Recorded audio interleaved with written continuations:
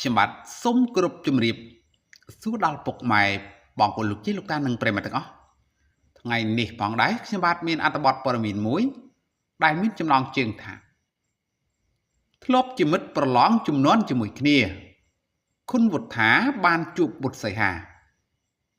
ឆ្លៀតលើកទឹកចិត្តមិត្តថាក្រោយភ្លៀងមេឃនឹងស្រឡះបើលើកយកពីកម្មវិធីប្រកួតចម្រៀងលំដាប់ពិភពលោក The Voice Cambodia រដូវកាលទី1មករំលឹកឡើងវិញក្រៅពីម្ចាស់ពានលោកបុត្រសីហានោះអ្នកនិយមតាមដានកម្មវិធីនេះក៏នៅចងចាំបេក្ខភាពឆ្នើមក្នុងវគ្គផ្ដាច់ព្រាត់3រូបផ្សេងទៀតរួមមានលោកខុនវុទ្ធាអ្នកនាងចម្រើនសុភ័ក្រនិងលោកសយរតនៈផងដែរក្នុងនោះផងដែរក្រោយបញ្ចប់ការប្រកួតអស់រយៈពេលប្រមាណជិត11ឆ្នាំហើយនោះ Top 4 ខាងលើក៏បានបន្តដំណើរលើវិថីសិល្បៈជាតារាចម្រៀង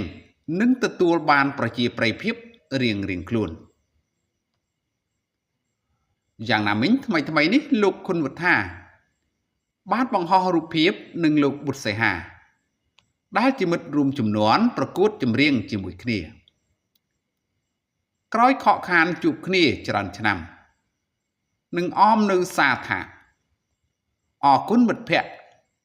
ដែលបានមកលេងគ្នាដល់ហាងខានជួបគ្នាយូរហើយនឹកពេលវេលាប្រឡងជាមួយគ្នាណាស់មួយផ្លែតសោះជាង10ឆ្នាំបាត់ទៅហើយសង្ឃឹមថាក្រោយភ្លៀងមេឃនឹងស្រឡះបាទហើយអត្ថបទព័ត៌មាននៃខ្ញុំបាទបានជម្រាបជូនខាងលើនេះក៏មានតែប៉ុណ្ណឹងសូមអរគុណសូមជម្រាបលា